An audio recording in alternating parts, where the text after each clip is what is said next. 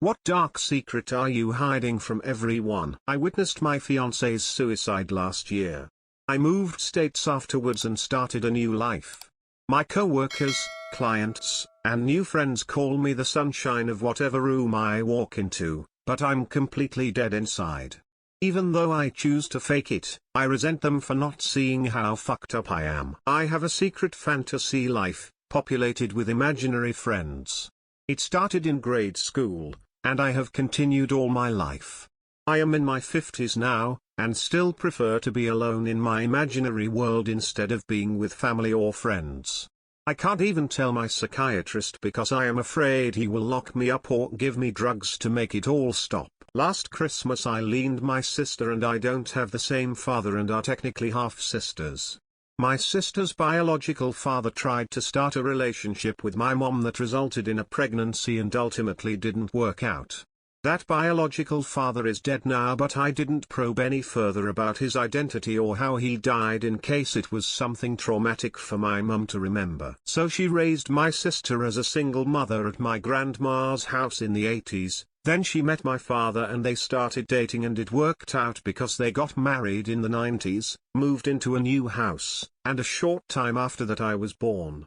She told me never call my sister my half-sister and just pretend all of this doesn't matter because she's my sister and I'm keeping it that way, and if anyone asks about the 10-year age gap I just tell them it's a long story. When I was young, probably around age 9 or 10, I was walking home with my dog from a house around the block when he cut the corner and walked diagonally through the yard of this super mean old lady who lived at the end of your street.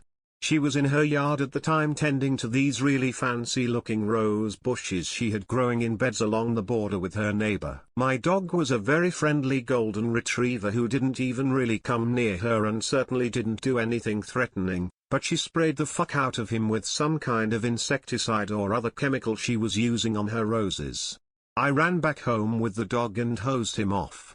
He coughed a bunch, but seemed otherwise fine.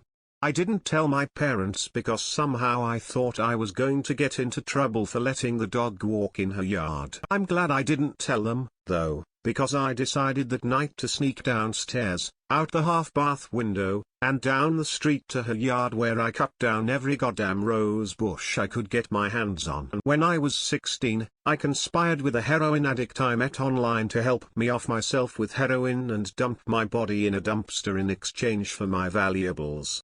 I lived in a small town and he was in a bigger city where my school had an upcoming trip. We planned for me to slip away during the trip and meet up with him to do the deed. He chickened out last minute and ghosted me. I'm the spitting image of my grandpa on my dad's side. Both my parents are almost a foot shorter than me, but I'm almost the same height as him. When my mother got sick when I was a kid, my grandpa went to visit her daily for extended periods of time in the hospital. In his final months, she did the same. After he passed, we found out he kept a whole other family on the side in secret too. Looking back at my dad's military deployment history, it would also be dicey if she could have gotten pregnant by him around the appropriate time. Based on a collection of various hunches, I'm fairly convinced I'm the product of an affair between my mother and supposed grandfather. More disturbingly, this would probably be one of the most light-hearted revelations about my family. When I was a teenager, I worked at a novelty tourist shop near me. Being the idiot that I was, I stole a wad of cash from the store. It was $100 in ones.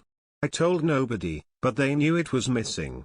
Right about the same time, a coworker who was always trying to get me fired was telling someone she got about $100 in tips from her other job. They ended up firing her because they didn't trust that it wasn't her.